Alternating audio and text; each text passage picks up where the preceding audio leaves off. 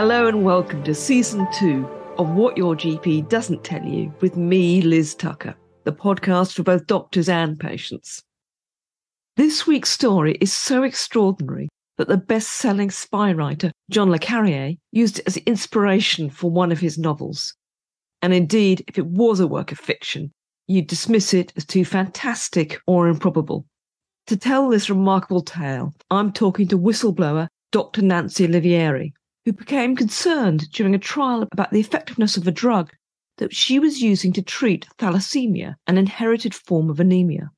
Nancy was threatened with legal action by the drug company Apotex, who were part funding the trial, and told it would be a breach of contract if she mentioned her concerns to patients. This would spark decades of legal action, vitriol and intrigue, during which time many careers, including Nancy's, would be destroyed. Investigations would be launched, private detectives hired, and an academic found guilty of sending anonymous letters who would finally be tracked down by his DNA. But before we get to Nancy's interview, a brief request from me. If you enjoy this podcast, it would be a huge help if you could leave a review on Apple and Spotify. And if you could share and recommend it to friends and family, that would also be much appreciated. You can also join the podcast mailing list and be the first to find out when a new pod is published by signing up at my website, whatyourgpdoesn'ttellyu.com, where you can also find out more about the podcast. And you can get further details too in my Substack newsletter, liztucker.substack.com, and follow me on Twitter at LizCTucker. Due to the detailed level of research and work this podcast requires, I'm moving to a fortnightly schedule. At the moment, it's just me sourcing the stories, doing all the research and the production on the podcast. It's not feasible to produce a pod of this depth weekly.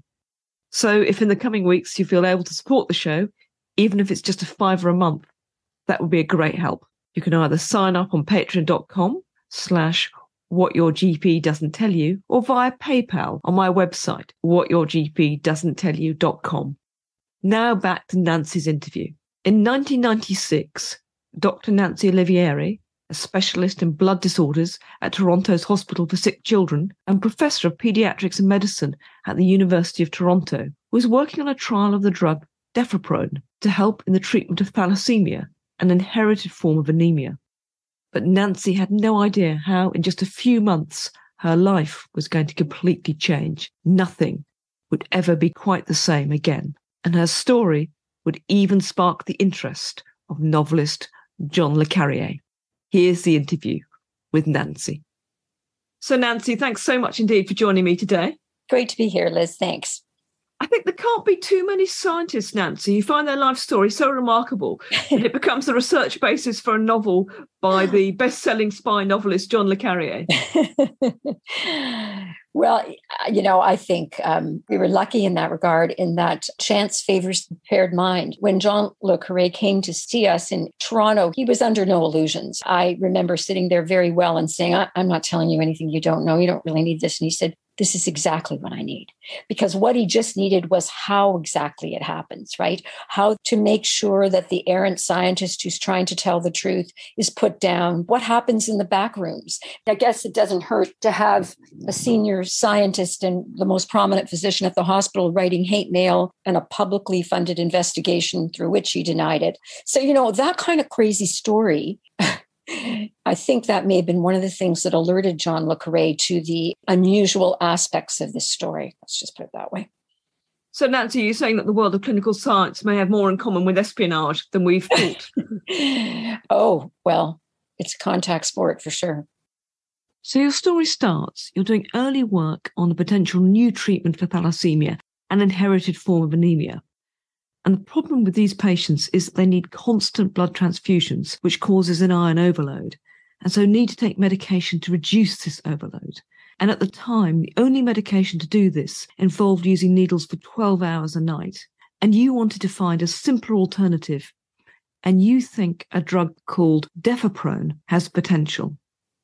That's right. To get the iron out, we used to have to infuse a drug, but of course, needles every night infused under the skin are very inconvenient. So we were looking for an orally active replacement. And this was profiled in the BMJ. And we got MRC, that was Medical Research Council of Canada, approval to small money to do the study. And we got Research Ethics Board approval. And we went to Health Canada and explained what we wanted to do. We worked on all this for 5 years without needing a pharma partner. So you're running an open label trial, which means both patients and doctors are aware of the treatment they're receiving. And that's publicly funded. And then you decide you want to take your research to the next level. We applied for a randomized trial. We were told by the Canadian MRC that we needed an industry partner. And when we went to the Food and Drug Administration, they also told us we needed an industry partner. We didn't know any pharma companies. This is back in 1993. And so introduced to Barry Sherman, we signed a contract with Barry Sherman's company. What happened then was the open label trial continued under Medical Research Council of Canada support. The randomized trial was approved by the MRC because we now had an industry partner. So it was a half and half contribution between public money and Barry Sherman. Half the money to one trial and drug to the open label, the first trial. Then we published a successful paper in the New England Journal in early 95. But through the next year, both Dr. Brittingham, my US colleague, and I became concerned about what we would have called the long-term effectiveness of the drug and some problems with its safety a little later on. And we raised those concerns. We told the Research Ethics Board at the Hospital for Sick Children, where the studies were originating, that we had concerns about that. We no longer felt the drug was adequately effective in many patients.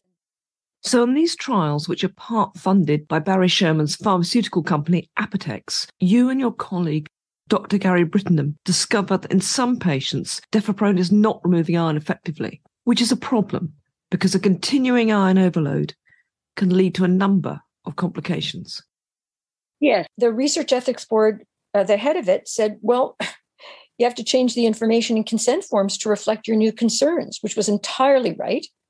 In fact, we did it, submitted those forms on May 20th, 1996, and in May 24th, 1996, a letter was slipped under my door from Barry Sherman that said, if you tell patients, parents, regulatory agencies, or the scientific community about any of these concerns, you will be served with all legal remedies, and 2 voicemails. So it's about 72 hours after I complied with the Research Ethics Board directive to change the information forms that I received these threats. And litigation followed. So his grounds for threatening you are he's claiming that you're breaking the confidentiality clause of the contract. That's the basis of his claim. Yes. And my closest ethics colleagues tells me the following isn't important, but I'm going to say it anyway. The contract that we had signed referred to the randomized trial, which was very early days. The contract we did not have a confidentiality clause on was the one in which the trial results actually arose. So it was misinterpreted both by Sherman's lawyers and by subsequent hospital lawyers and university lawyers to think there was actually a legal basis. Now, the reason my ethics colleagues tell me that that doesn't matter is because, of course, if a contract offends public policy, it is arguably null and void. You can't say, well, I was supposed to keep the dangers of this drug secret, so I really have to honor my contract. So Barry Sherman initiates legal action, and you then take action against him. Lots of legal action, yeah. Not just against him. The result of this is that the trials are terminated by Barry Sherman in 1996, but the Canadian MRC is also funding the work. So how do they respond? Yes, the trials were prematurely terminated in 1996. Now, one would think that the public funder would say, hey, wait a minute. We've supplied tax money to these trials to experiment on a drug that we thought had promise. You can't unilaterally terminate them. But the MRC said and did nothing. We appealed to them and they said and did nothing. But although the trials are stopped, you do continue to treat some patients with this drug, deferprone, and continue to collect data. Some people, not most, but some people were continuing to do well on the drug. We went to the university to allow the drug to be given in something called compassionate use. So it was no trial was ongoing after that. The trials had ended. So they assume we will not collect the data. But that's ridiculous. We did liver biopsies, and that was a standard of care in Toronto. So whether or not the person was on a new drug or an old drug, They all got liver biopsies. Can you explain, Nancy, why liver biopsies are important? Sure, because the liver iron is equivalent to body iron burden. It's the only measurement in the human in which one can quantitatively determine the level of body iron. A lot of people and other centers did blood tests, which is a surrogate marker. It's called serum ferritin, kind of estimates with the 2 to 20-fold range in error what your iron level is. But Gary and I at the beginning had said to ourselves, we're going to do liver biopsies because only through the use of liver biopsies that one can quantitatively determine the level of body iron. It's not rocket science, but we have been doing that for years in patients on standard drugs. It's just good management. It's because the frequent blood transfusions raise the iron in the body, and these drugs, to be effective, have to be able to remove the iron. Yes, and they have to be able to remove the iron adequately. I mean, what we really need to see is a reduction to thresholds which guarantee the safety and lack of complications. Almost immediately, the ramifications from Barry Sherman shutting down your trials start to have a devastating impact on your career. First of all, I am dismissed from my responsibilities, scientific co-chair of the European trial, which I launched. Gary is asked to remain on, Gary Brittenham. He says, no, I'm not going to remain on. So he resigns. Others are placed to supervise other studies, not the ones in Toronto, which are terminated. But as you and your colleague, Dr. Gary Brittenham, continue post-trial studying deferprone in patients, you begin to have additional concerns that the drug may cause liver damage. In the latter part of 1996, Gary and I became concerned that the drug would accelerate hepatic fibrosis. And can you explain what that is? Yes, sure. Hepatic fibrosis is a process of damage to the liver, hepatic meaning liver, so liver fibrosis, in which we were concerned that deferiprone accelerated that process in iron-loaded patients. Now, enough iron over many years can accelerate hepatic liver fibrosis. And we then undertook a review headed by 4 international pathologists who examined the liver biopsy slides of all the years we had been exposing patients to deferiprone and concluded that this was a concern. And so those concerns were published in 1998 in the New England Journal of Medicine. Then an Italian pathologist responds to this and publishes a letter in the New England Journal of Medicine disagreeing with your findings. So you ask him for the data to support these claims. We asked for the data, never given it. And then the press gets involved. So they would come to me and say, so-and-so says there's no fibrosis. And I would say, okay, why don't you ask so-and-so if he did a liver biopsy in any of the patients? So they obediently trot back and they come back and say, he didn't do liver biopsies. I said, I know. And that's how you don't see fibrosis in any patients. If you don't test for something, you don't see it. Yes, that was a fairly typical exchange. Did it matter? Yes, it did, because, the court of public opinion really promoted was that we were probably scientists, as my European lawyer barrister put it, of breathtaking incompetence. Then you discover, in another aspect of this story that feels like one of John Le Carré's novels, that this idea of your incompetence is also being given to the drug regulators. When at a conference in Australia, you're anonymously handed a package with Barry Sherman's application for the approval of deferprone. I was handed a brown paper envelope by somebody who rapidly fled. And in that envelope was Sherman's application to the regulator. And that was alleging that I had falsified and couldn't interpret my own data. So I think I was left with no choice but to challenge that licensing. And I did. That was one of the first initiatives I took against Barry Sherman, which was a challenge to his attempt to obtain approval for deferiprone not 6 months after he stopped the trials in Toronto. So this starts a court case. Once you got the court documents or the pleadings, what did you find out? So once we got the pleadings, what we found in the pleadings was central to the whole thing, which was, well, yes, we have these data. And unfortunately for Sherman, they were the only data he had, aside from a short-term Italian trial that had not examined liver biopsies. It was just supposed to look at the frequency of adverse events. So he had data, but unfortunately they were Gary and my data. So he had to say, yeah, these data are here, but you know what? These data are wrongly interpreted by the principal investigators because they can't interpret their own data. So that was the basis of his pleadings to the European Union. But if, on the other hand, you've committed such severe protocol violations that the data becomes compromised, then surely the argument is if you follow I know. argument to the logical conclusion, then they need a new trial.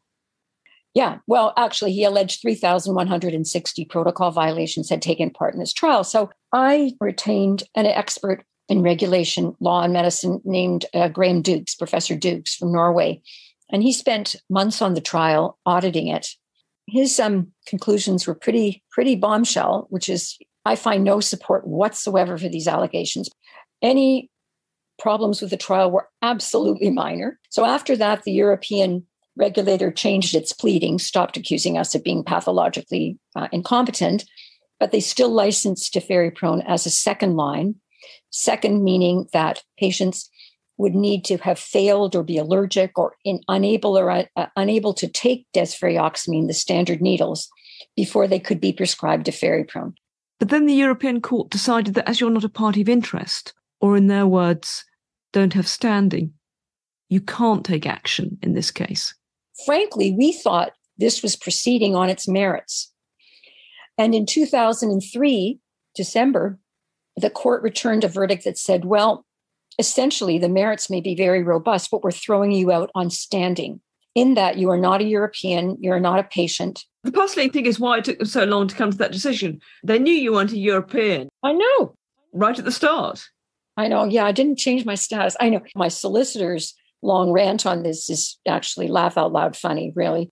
So at the same time, there are a couple of inquiries, one commissioned by the hospital, and then there's another independent one by the Canadian Association of University Teachers, the CAUT, to find out what's been going on. That's right. So the first investigation was in the fall of 1998, commissioned by the hospital. And I'll just say that as a result of that, things got much worse, because rather than finding fault with anything that the university or hospital administrations had done, all the blame was leveled on me, and I was sent to the College of Physicians and Surgeons, which is your GMC, to remove my medical license. On what basis were they doing that? What had you done wrong? They said, well, I'm glad we went through this other discussion of liver biopsies before, because the claim was that I was doing illicit liver biopsies. And as I tried to make clear about 17,000 times, we have been doing liver biopsies since 1989, which was 10 years, on people who were on standard therapy, on people who were not on trials, on children as young as 5. We were doing liver biopsies because we wanted to treat the patients accurately. So basically, if you want to measure iron levels effectively, you have to do liver biopsies. Correct. You don't have to do those anymore because there's a non-invasive way. But at the time, this was the only way to accurately measure. So they claimed I had been doing this illicitly. And fortunately, even though it took a year and a half, nearly 2 years for the college to rule on this, the college wrote back and said, no, that's not correct. They said, no, we're not revoking her license because she's done nothing wrong. In fact, her actions have been commendable. But the reason, I'm glad you brought this up, the hospital commissioned this, it was a very costly time for us, not only in terms of money, because we needed lawyers, but in terms of time and defenses and writing legal briefs and late into the night. And so this was, a very good way to bully. They're extremely effective. But then the independent review from the Canadian Association of University Teachers, the CAUT, comes to a very different conclusion to the hospital report. The CAUT was already incensed and involved by the time this all happened, but they commissioned a 3-party unpaid review over 2 years that was called the Olivieri Report. That was released in October 2001, clearly related. There was an unwillingness, at least, to support my academic freedom. And the CAUT report said, and I quote, "The Hospital for Sick Children and the University of Toronto did not provide effective support either for Dr. Olivieri and her rights or for the principles of research and clinical ethics and of academic freedom during the first 2.5 years of this controversy. After the controversy became public in 1998, the university stated publicly that it had provided effective support for Dr. Olivieri's academic freedom, but this was not true." Yes. And the Royal College of Physicians and Surgeons decision was released shortly afterwards. The college decision not to revoke my license was released a week or two later. So it was very tough for the powers that be to say, oh, well, the CAUT found wrongly. What about that college review? So that was a little bit of a triumphant time. And by that time, the hate mail and the threats had started to come to the surface, and people were wondering what the hell was going on. What's it like as an academic researcher to have this vitriol poured on you from all sides, really? Well, it's terrible. I think people have run through this and have had worse experiences than me for one reason alone. I wasn't alone. I had these 4 colleagues. I had one member of the Canadian ethics community, Arthur Schaefer, write and come to press conferences and talk about what a big deal this was. Every other one was completely silent. It's very difficult to attack on 5 fronts, even if you're a powerful administration. To tell everybody that Olivieri is crazy is a message that is diluted if you're saying Peter Dury is crazy and John Dick is crazy and Brenda Galley doesn't know what she's talking about. And my colleagues' solidarity with me was probably what made all the difference when I listen still to people who are alone in these kinds of situations. So it was tough. I mean, even talking about it now, it revives some of those memories. But the depressing thing is it always seems to be the whistleblower who pays. Yes, that's true. My favorite book, which is the most depressing account that you'll ever read in your life, is called Broken Lives and Organizational Power by C. Fred Alford. He really nailed it. He really nails whistleblowing. They lose everything, and they lose their place in their profession, which is very costly to people, because a lot of us conceive of that place as important in our lives, as important to what we do, who we are. And you have to have a strong sense of what you're doing is right. That's really helped by the presence of others and the support of others. And many people don't get that. And on top of this, you've got an incredibly complex legal situation. Yeah. How the hell do you pay for it apart from anything else? We didn't have a fund. I had very old friends from Hamilton, Ontario, where I grew up, who would have these fundraisers. But let me tell you, we didn't raise very much money. So, a lot of legal forgiveness, a lot of payment after we settled. Almost immediately, the Canadian Medical Protective Association, it's an insurance company for doctors. So everyone pays into this every year. When Barry Sherman issued that letter and the series of voicemails, I called the CMPA. And to the utter surprise of history, because I don't think this ever happened again, they said, okay, well, why should we defend you? And I said, because if you don't let me tell the patients, there will be harm to people who continue on a drug that allows their liver iron concentration to ascend. And if you don't allow me to disclose, and they said, okay, we get it. And I had a lawyer free for a year. And we had good lawyers who said, pay me when you can. And we had bad lawyers who said, we want it all up front. They were rapidly gone. It was not just a matter of defense, because if the university was going to say something, or some journalists, many of them, went into full frontal attack, we sued. We issued a libel suit. There was no way we were going to sit back and be trampled upon. Initially, in addition to Dr. Gary Brittenham, one of your other colleagues is a professor of paediatrics, Dr. Gideon Gorin, who initially agrees with your early findings and plays a key role in this story. But early on, it becomes clear that his perspective has changed. Gideon Gorin becomes the person upon whom many people can rely to say that Drs. Brittenham and Olivieri are incorrect in their interpretation. He's probably the most prominent physician at Sick Kids. And one of the consequences of this legal action hanging over you means you're constrained about what you can say. So as a result, you decide not to present an abstract about your deferprone findings at a conference in Malta. But then you discover that your colleague, Dr. Gideon Gorin, along with an Apotex employee, is going to present 2 papers at the conference using your data. What are those papers going to say? Yeah. Well, they say the drug was adequately effective long-term and that it was safe, omitting some slight problems that had been identified long before. When you find out that these papers are being presented, you change what you're going to do despite the threat of legal action. Well, I said, if I'm going to be prevented from talking and you guys are going to talk, who are you kidding me? So we resubmitted the abstract. Also, we contacted the conference head. Now, this is going back 25 years. And he was supportive. He said, okay, I didn't know this either. Now that you tell me, we'll put your abstracts back on the program. And this led to another paper about deferprone by Dr. Gorin et al. In Therapeutic Drug Monitoring. But the data in this study only includes figures up to 1995. so a year before the trial ended. And it was only then that you started pulling patients from the trial and transferring them to standard treatment because of the iron overload problem. Which led to a complex proceeding of research misconduct, and he was held guilty. It was used in the attempts at licensing, to my knowledge, both in the European court, and I don't know this for sure, but possibly in other licensing applications, despite the fact we were reassured that because it was found guilty of research misconduct, this paper would be retracted. Then in 2018, which is kind of getting ahead of the story, but Corin's status had changed by then, and there was some impetus to examine issues long before, the paper was withdrawn. It took 17 years, but it was finally retracted. But the whole key point is, from 95 onwards, you identified this potential issue of liver fibrosis. So reporting the trial without that data is completely meaningless. Well, that was part of the reason that the finding of research misconduct was held. Not the only reason, but yes. Mm-hmm. Well, that's done all the time, Liz. People cut off the data at 6 months when 12 months were troublesome, or, it's simply buried. But eventually, for many reasons, the finding of research misconduct, for some of the reasons you're outlining, prevailed. But I guess the point is, did it have any outcome?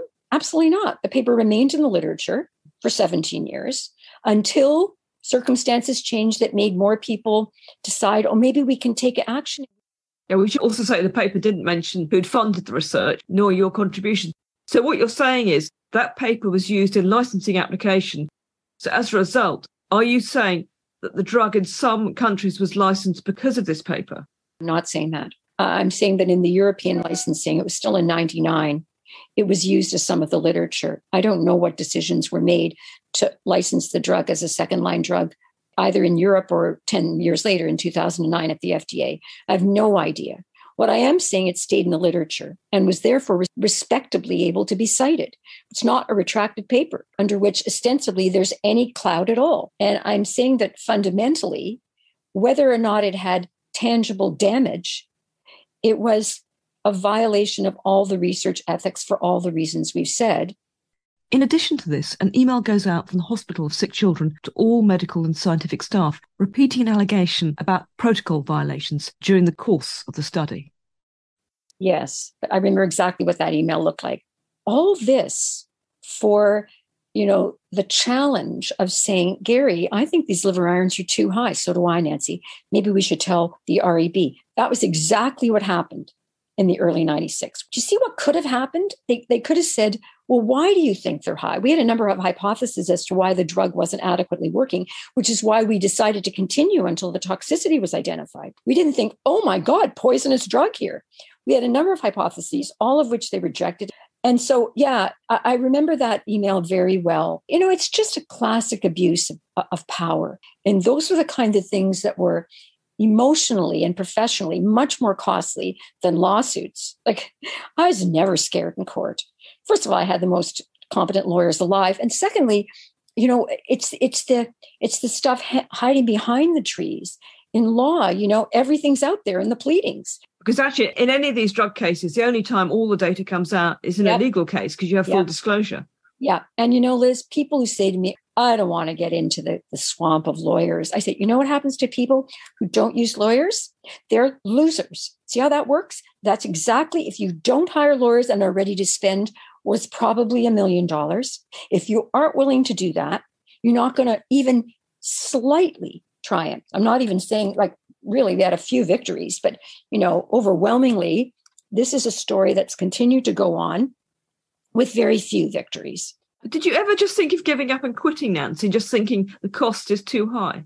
I mean, emotionally and financially. Well, yes, I did many times. I had this gang of 4. And, if one of us got really sad and down, the other would be right there. And, I had some really, I had mentors. I had my mentor in Boston, David Nathan. I had my mentor in Oxford, David Weatherall. These were people who, they were really quite central to the whole story. You can go on with just 1 or 2 people supporting you. And the money didn't seem to really it didn't matter. It still doesn't matter. I mean, you're right. The emotional toll is the greatest. And then I was still hoping for, I guess, approval within the hematology community or support within the hematology community, very little of which we got. Then another layer of the story, a series of anonymous letters begin, including various ones, you can see why John Le Carré was interested, including ones sent to a local paper. You and your colleagues who are supportive are briefed against. One of your colleagues is advised to run as fast as you can. Yeah, one of my colleagues who was British was called the British version of a hot air balloon. Balloon because balloon was spelled wrong. We called him balloon for years, joking. Yeah, so arguably a bit of a, slur on his origins. So you and your colleagues decide that you need to hire a private investigator. What happens? Well, let me tell you, reason that happened is because my colleagues ignored me. I think we have to talk about academic freedom. And they were like, no, we have to find out who wrote this hate mail. And I wrongly thought it was not as material as it was. My colleagues are smart and resourceful. They hired an investigator. They got a number of clues. And in the end, there were very interesting clues. One of them obtained DNA from a stamp that the perpetrator was known to have licked. They sent it to a lab in California, and of course it matched 1 in 6 billion chances that it would not be this person. All the time I'm saying, I don't know why we're wasting time with DNA. So don't thank me for being this person who nailed it down. But when it was nailed down, well, that's when proverbial hit the fan, because we had gone to the police. And we had a very sympathetic sergeant at the local precinct and said, I've been reading everything about this for months. So he goes to the perpetrator's office and says, I've been hearing a lot of funny stories about you. The perpetrator says, oh, well, they're just nonsense, these people. He says, but Dr. Corin, they have DNA. And so it's hard to kind of defend a senior professor of pediatrics. The perpetrator, Dr. Corin, when he's written anonymous letters, not only that, but has denied it in a publicly funded hospital investigation over 8 months. I mean, every time I tell this story, then I said, and then I have to credit my colleagues with obtaining DNA, a laugh goes around the room. Like, can you believe this? One crazy hospital. I mean, did you just think, how the hell have we got here that we're now kind of taking DNA samples from colleagues?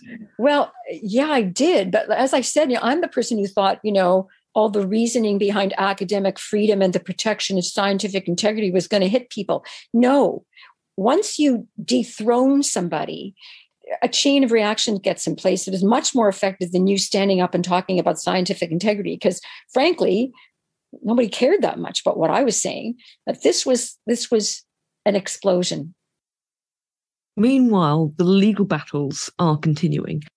Do you think Barry Sherman saw it as something personal between you and him, to the extent that he goes on the US 60-minute program and says, and I quote, "At no time was she told by anyone not to say whatever she thought was appropriate to a patient"? Yeah, that's why it's useful to tape record. For all those whistleblowers out there, tape record everything.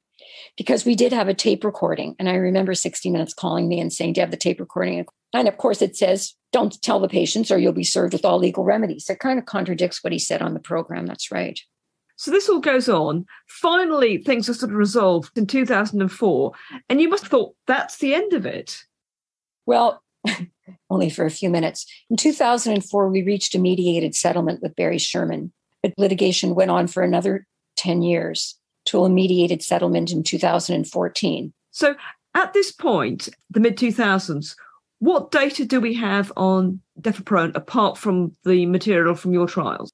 Yes, that's very important. So there was a large effort to convince the scientific community that deferoprone had a role in treatment. And it's probably too complicated to discuss on this program, but the main thrust of that was that deferoprone had a cardioprotective effect, which was quite distinct from its ability or non-ability if you were to reduce total body iron burden.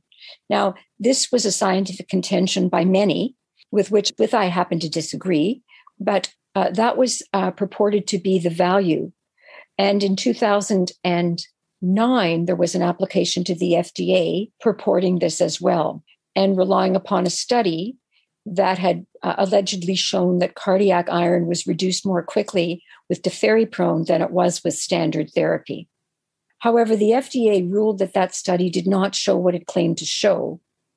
And contemporaneously with that, Barry Sherman submitted the same allegations to the FDA in 2009 that he had submitted in 1999 to the European regulator. That was that I had falsified data and that I was too incompetent to have conducted the trials robustly, and that there were 3,160 protocol violations in my trials, notwithstanding the fact that Graham Dukes had released an audit 10 years before that showed that was not his finding.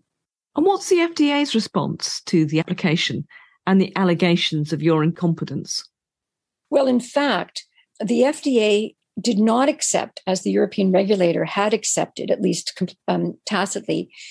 They then asked for an inspection. Now, you know that FDA inspections are very rare, and foreign inspections, which Canada is to the FDA, are even rarer. And probably rarest of all is an inspection of a trial that had been abruptly terminated 13 years before. But they said, can we inspect the clinical research forms? Probably the last trial that ever had CRFs that was in the possession of the actual investigator. Can you explain what the CRFs are for people that don't know? Sure. A clinical research form is something that one fills out every month when the patient comes in. So a brief history, but also laboratory data of that date. And then if it's not of that date, another CRF is filed the week later so that there's a record of the blood test, of the liver biopsy that was done near on that date, of any values of white cell counts, of anything relevant to the investigation of the trial, the endpoints of the trial. And they're recorded in triplicate, pink, yellow, and white. And they're stored. One copy is given to the sponsor, which was Sherman. One copy is retained in the hospital chart, and one is retained in the research chart. And the research charts, they were all color-coded in my office, which had never been touched since 96. So the FDA decides to audit this, and they send up an investigator from the Department of Scientific Investigation from the FDA. And the investigator then says, well, let's open the first chart. So we go through the first chart, and she says liver iron was 2. And I say, no, it wasn't. No, on this date, it was 23. She looks at me. And next one is liver iron's 3. I said, no, it was 16. No, but I have 3. I said, well, no, here, it's 16. She looks at me. She looks at me. Goes on like this. Anyway, the point is, Sid Wolf of the Public Citizens Health Research Group later wrote in a letter to the FDA commissioner that says, when the inspection was conducted, it concluded that the data presented by Dr. Olivieri were reliable, and it goes on from there. And as a consequence of this investigation, the inspector from the Department of Scientific Investigation of the FDA went back to the Washington, and they shut down the advisory committee for 2 years. And important to your point, they said to Barry Sherman, we want another trial. You abruptly terminated the trial in 96, so you need to conduct another trial. And this is when the inspiration of the story from the FDA point of view kind of falls down, because Sherman says, no, I'm not going to do that trial. And the FDA says, oh, okay, then you can do something else. And he submits a compilation of data from 12 different trials of different endpoints, but based, Liz, on the serum ferritin concentration of those trials. There were no liver biopsies reported from those trials. Did they mention the fact that there was this discrepancy in the values you were reporting and the values that the investigator was looking at in some of the charts? Yes, they did. And on the public record is Sid Wolf and Michael Karomi from Public Citizens Health Research Group. That's very much on the record. And they outlined this whole process of what happened.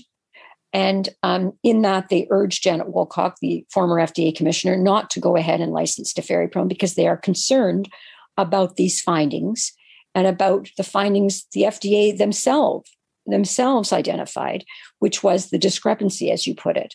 And the surprising thing, it's no surprise to people who know what an FDA approval really means, is that, they did finally approve the drug in 2011 as third line, because in the meantime, Liz, another orally active chelator had been tested in clinical trials and had been ruled in 2005 as non-inferior to the standard needles and had been licensed as first-line therapy. That drug is called Exjade or Defiracirox.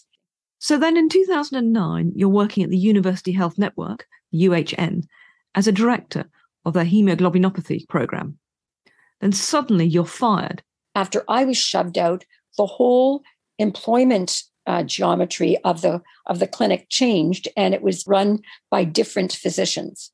And then you discover that this drug, Defepron, is actually being used again from 2009 onwards. So you file a Freedom of Information request to find out what's happening. Well, I do. The reason I discovered it is because my patients would come up to me and say, am I supposed to be on deferiprone? And I would say almost nothing to them because I was so confused. I'd say, well, what do you mean you're on deferiprone? They, well, I mean, I've been switched on to deferiprone from another drug, from the standard agent. And so before I filed my FOI, we went to the UHN. And now it's important to note that this drug is unlicensed. It's unlicensed both in the US and Canada at this time. And it is licensed as the Cochrane report described it, last resort therapy in Europe. I went to the UHN administration and they commissioned this report that said everything was okay, that people could be given this unlicensed drug. You know, that was a hugely consequential report. It begun patients being prescribed deferiprone while it was unlicensed. An unlicensed drug can either be given in Canada as part of a drug trial or as part of a special access program. That's correct. You haven't been able to find, nor has anyone else, evidence of any registration of a drug trial. And for the special access program, that should only be used when conventional therapies have failed. Yeah, the special access program actually goes farther than that. It talks about emergency use, limited in quantity and duration. And my experience, I've used it once before in 1992 to experiment with something that I wanted to do in 3 patients. Special access is very careful to say this is not a replacement for a clinical trial. You're right. I was mystified. Part of the mystery when these patients came up to me is that I tried to find out if there was a clinical trial. That was part of the FOI, Freedom of Information Seeking. Nobody else, others have never been able to identify any evidence of a clinical trial. Eventually, it turns out to be 3/4 of the locally transfused people were switched from licensed therapy to deferiprone during these years. Not a few, not 3, not 5, not 10, not 15, but 71, as it turns out. And under the emergency access program, patients can only be given defeprone if standard therapy has failed. They can't be given the drug as the first line of treatment. It's alleged, presumably to Health Canada, that they had a problem with standard therapy. My very, I would say, careful review of the charts, turning every page and reading every note, could identify no evidence that patients were not doing well on one of the 2 standard drugs. So if there was an issue with the first line treatment, you didn't find the evidence for it. That's right. That's a perfect way to put it. If there were evidence there, I couldn't find it. And of course, there's always an insecurity in doing this alone. So my colleague, Brenda Galley, is an informatics specialist and has gone through charts her whole life, did the same thing, pretty high level statistical analysis of this. And in the end, we just couldn't find the indications. So having gone through the records of the patients on defeprone, you then published a paper about your findings in 2019. I had permission to look back retrospectively on charts of patients at UHN. And of this 100 or so patients that I look back on, 41 were on deferiprone and about 52 or so were on deferasirox, the standard licensed drug widely used around the world. So I published those data in PLOS 1 in 2019. Now, the problem was what we did identify in the PLOS 1 paper was that all was not well. The standard therapy deferasirox was associated with absolutely optimal levels of liver iron concentration. And yet quite a different set of results were obtained in the patients who were exposed to unlicensed deferiprone during that time. This is all in the public record. And there were some other concerns of complications of iron overload that occurred in the deferiprone exposed group. Your paper reported that in 50% of these patients, body iron exceeded the threshold for fatal complications. That's it. Yep. And that during the exposure to the drug, diabetes was diagnosed in 17% of patients and liver dysfunction in 65%. And one patient died after 13 months. Of course, we can't know whether that patient might have died anyway, and whether their death is related to the drug or not. Can never say, but you can say one thing is that when I tried to present this to the UHN, they would talk about diabetes being a complication of iron overload. And Liz, that is undeniably true. That is, it was undeniably true in 1980. But to say that diabetes is a predictable complication erases 30 years of evidence of effective treatment of the reduction of body iron burden in the reduction of diabetes. So if you exceed over a certain point for a period of time, which is undefined, could be months, could be years, your risk of diabetes, glucose intolerance, cardiac disease, and premature death is quite heightened. And so what we saw in our PLOS1 paper wasn't a, knock them down surprise. We saw people who had been maintained at elevated levels of body iron burden, some for years, who then developed the predictable complications. I find this, I think it's problematic. However, during this time, the University Hospital Network doctors, the UHN, take a different view and send a letter to the FDA in 2011 saying they cannot emphasize adequately how much they support the licensing of deferprone. Yes. Then 6 months after your papers published in 2019, a study authored by Binding et al. Is published. You only had access to 41 of the patients in the group taking deferprone. Binding has access to 71 taking this drug. But allegedly, this is the same patient population. However, there's a big difference in the reported results in the two papers. He doesn't report the same level of adverse events at all. How do you explain that? The main question here is the discrepancy. And those two papers allegedly examine many of the same patients. So Binding reports none of the complications that Brenda Galli and I reported. None of the elevations, the doubling of liver iron concentration, the mean doubling in the deferriprone-treated patients, the 65% elevated liver enzymes, the 6 new diabetics during the period of exposure, not any of the other probably less important, but still very important complications or adverse events that happened during that time. They're not reported at all in Binding. So the puzzlement, the center of the question is, how can two papers published 6 months apart be so different? I think they reported under 10 or under 20 adverse events. So it worries me because these are totally disparate viewpoints of what I assume are the same data. But during this time, in the medical literature and community, there are some people critical of you who say your actions are stopping deferprone from reaching people because it's an effective drug that could have been used more widely. Always.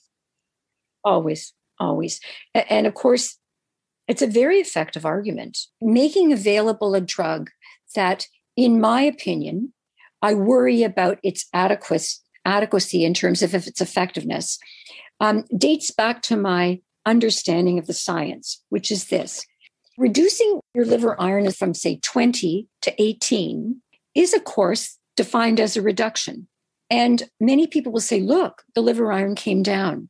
The problem is that it's not a neutral finding, because if you do not reduce below a certain point, then what happens as night follows day is you get iron-related complications.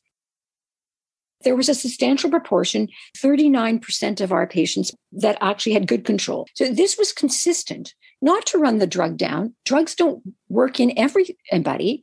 Drugs don't work equally well in everyone. However, because of the nature of iron overload, the irreversibility of complications of iron overload, and the silence of the complications. It's not like if I get a liver iron over 15, I'm suddenly going to feel terrible. It's a silent killer. So you need to be proactive and careful and quantitative when you're treating these patients. So yeah, we were accused of preventing large populations from receiving the drug.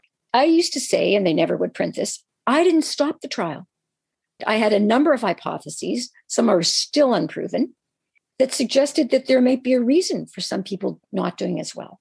And I proposed those. And all we wanted to do was inform the people who were already on it that we were in doubt about some of this. And if I had been a recipient of deferriprone on those trials, as every one of my patients was like, God, I'm glad you told me. And some of them said, we're still going to stay on it, but can you measure it more often? And we'd say, yeah, we can try to do that. Are you saying, Nancy, there might still be a role for different in a group of patients? There might be a subset who might still benefit? Well, I wouldn't know if I would go that far because I don't think that research will be conducted.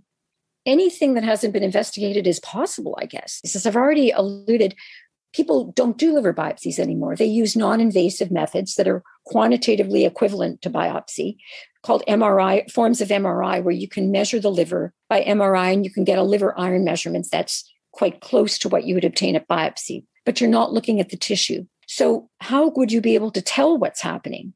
So, I don't know. And I guess the simple answer to that, Liz, is that in the meantime, we've got a quite effective orally active drug, have no skin in the game to any pharma company, but quite experienced with the use of diphtheroxirox in Sri Lanka now. So the main thrust at the time we began these studies 30 years ago was, more than 30 years ago, we really wanted an orally active agent because needles infused into the skin 12 hours a night are difficult for kids, for teenagers, for everyone. And of course.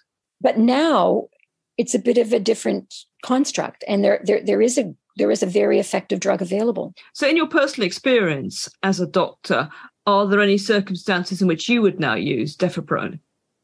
No. In 2015, the drug is licensed in Canada. It is. What data is being used for that licensing? Well, now you've asked the $64,000 question. So I have a very close colleague who's kind of a hero of drug policy, a remarkably quantitative, even guy, who I won't quote because I don't have permission. And I asked the question, which you just asked, which is X, on what data was it licensed? We plod through what people claim is a pretty easy website to plod through, Health Canada, although I find it impenetrable. And he says, let me be clear, Nancy, before 2009, there are 2 adverse events reported during deferriprone exposure.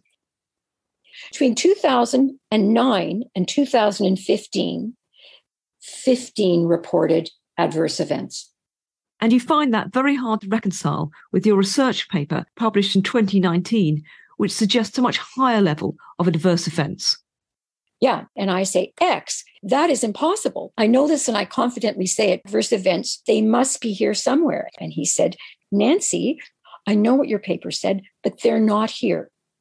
So what I am saying to you, Liz, is that Health Canada approved the data, whatever the data were, and licensed the drug, but were not informed of the data I later published, identifying between 2009 and 2015.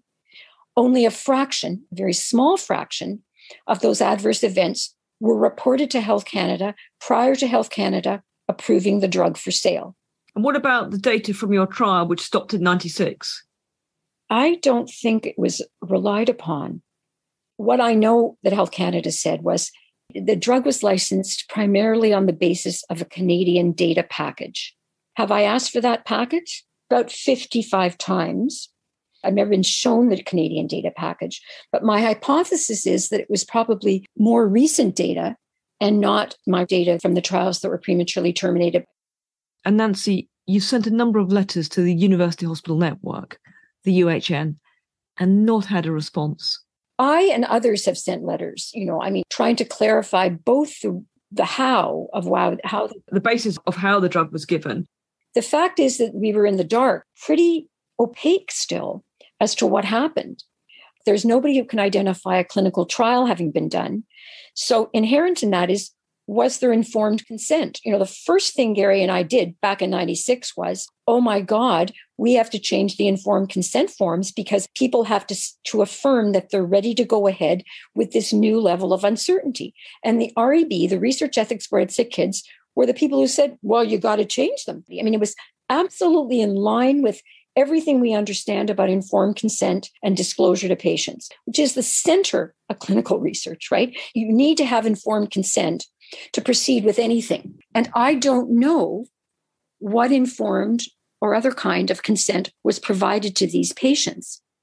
And over the years, since the trials were terminated in 1996, you've said that you were frustrated by the fact that so many people in the scientific community and beyond remained what they called neutral in this story.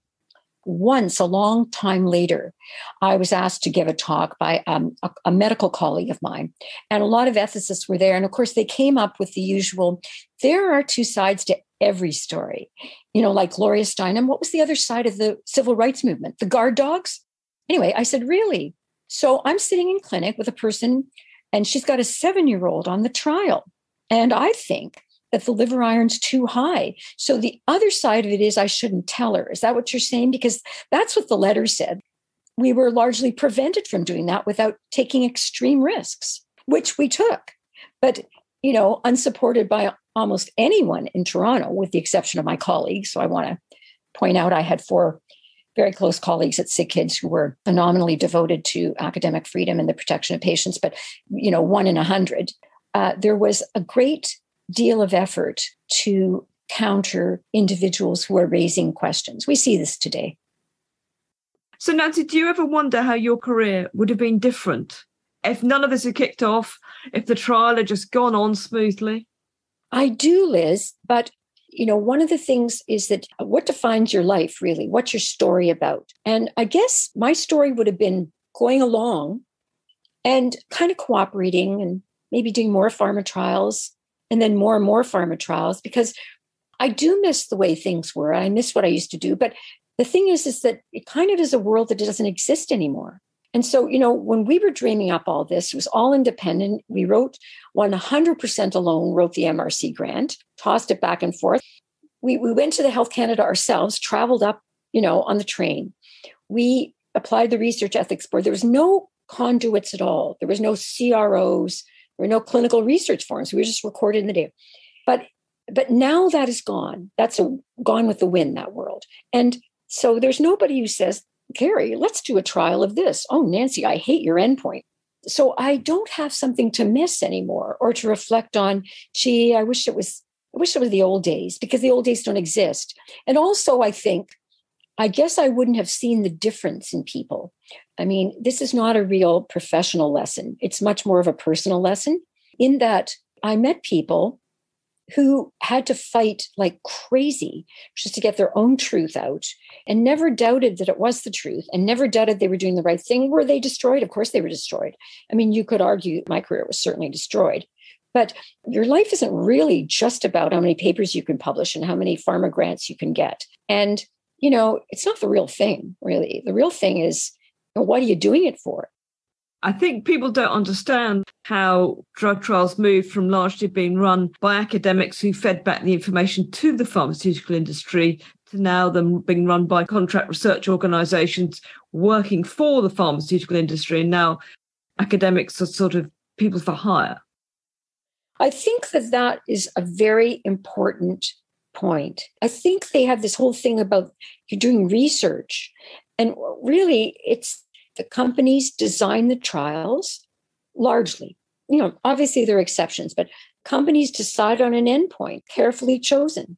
And then it's a successful trial in which a p-value is reached and you submit.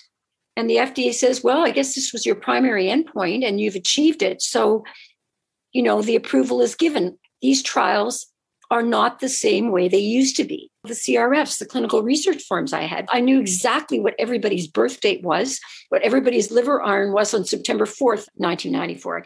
I knew what they were. That doesn't happen anymore. People probably in the old days did all kinds of things. I'm just saying that the doctors and researchers, people who started the trials then, had control, I guess, or they had accountability. I think if you're right, which I think you are, people don't understand that, but things have changed. And so if a researcher now found themselves in your position, would they be in a worse position, do you think? I think they'd be in a more difficult position to say, no, that's not what my data show. My data show this. I mean, I can't imagine the FDA coming up and saying, show me the CRFs, because I wouldn't have the CRFs, with clinical research forms. I wouldn't have them. I'd have to say, well, I think the company has them. And they would say, well, okay, then there would never have been a moment where she looked at me and said, well, this isn't what that I have here. It's a discrepancy here. I mean, I think it's blindingly obvious that it's a different world. Other people really do believe that there's a robust system of research checks and balances. I really think many don't understand how much things have changed. Yes. And the lack of access to data. Yes. And as a final postscript to your story, Dr. Gideon Corran, the writer of the anonymous letters, who had a paper retracted for misconduct, finds himself in 2018 facing a new hospital investigation into a whole-scale review of his work. 4 years on, the investigation has yet to report, and Dr. Corrin has given up his licence to practice medicine in Ontario, while Barry Sherman, who you had so many legal battles with, was found murdered with his wife in 2017.